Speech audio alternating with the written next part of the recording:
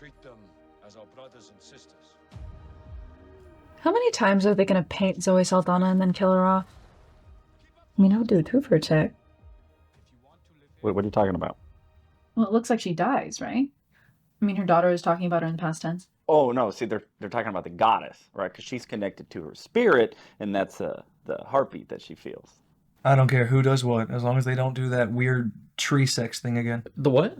Would they do what with who? Okay, wait, that is not at all what this is about. Oh yeah, sorry, no. I forgot where he gives up his whiteness in order to stand with solidarity in the tribe. You could debate that actually staying with Neytiri, he gave up his humanity too. First of all, his name is Jake, all right? It's Jake. I mean, why can't you remember that? All right, you can remember Neytiri, but you can't remember Jake. There are a ton of Jakes. State Farm has 2 of them. I mean, the new Jake from State Farm is kind of cute. Can we just talk about that for a second? Okay, wait. You're saying that there's a white human who tries to become one of the blue people? It's people of blue. They can't be what the whole film's about, right?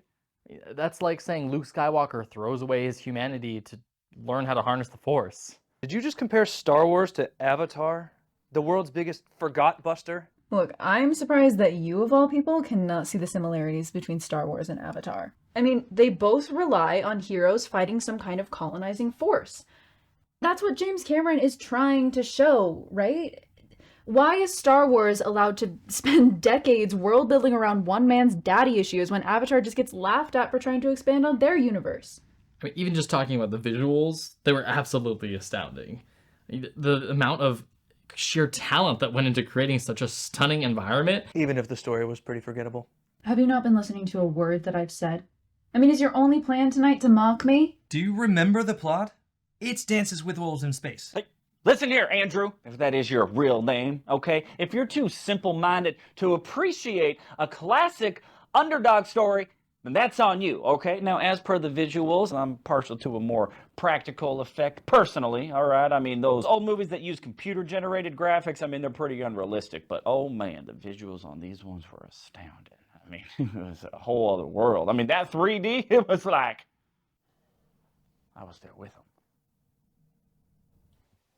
You know the Na'vi aren't real people, right? Yeah, well, maybe you're not real, all right? Okay, all that aside, I think we can all agree it was a visual masterpiece. Thank you. Especially when you compare it to Favreau's Lion King or Final Fantasy VII. Which one? Advent Children. You know, Cloud's cell phone is just ridiculous. I mean, why do they have phones? There's magic. Well, cool. It's visually impressive, right? I mean, every film nowadays has some visual element that wows. But why is Avatar culturally significant and different than any other sci-fi fantasy? What makes it really relevant? We just spent this whole time comparing it to other projects, and the only thing I know about it is that they're blue people. People of blue. And a racially confused guy named Jack. It's Jake. Jake! Why is that so hard for everybody? Like I'm Clayton. That's Andrew. That's Olivia. You're Mark. That's a table. That's a couch. And the lead character in Avatar is Jack. Jake? Jake. Even if you haven't seen the movie, you can gather all of that information by what you just said.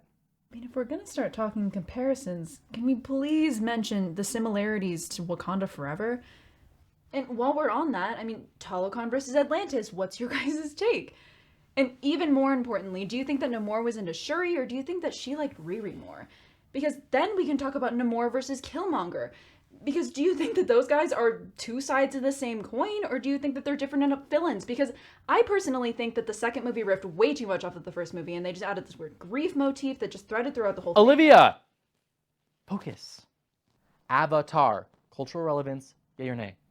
Absolutely. I mean, I don't think they'd be able to make a sequel a decade after the original if it wasn't unrelevant. So, unrelevant?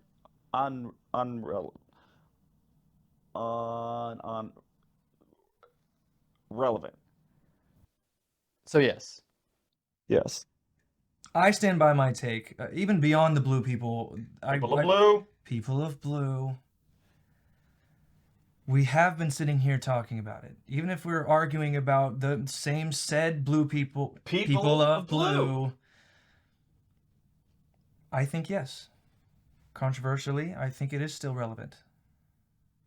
Well, we can get deeper into it if you want. I mean, we haven't even touched the surface of the racist ableist hierarchy. I mean, how is it that one white disabled man still holds more privilege than an entire colony of able-bodied indigenous people? I mean, there's just so many lenses to view the film from. So, have y'all pre-ordered your tickets, or should I just get them and you can Venmo me? No, I bought mine on Fandango. What are we talking about? Fandango? It's a website where you buy movie tickets. I wish I found some better sketches no one's ever seen. I wish I had a better team that wrote funnier scenes. I wish I had some gags in an order that is new. I wish I didn't need a shtick just to get me through. I was told when I get older all my fears would shrink, but now I'm insecure and I care what critics think. Marshall sketch out and I care what you think. Marshall sketch out and I care what you think.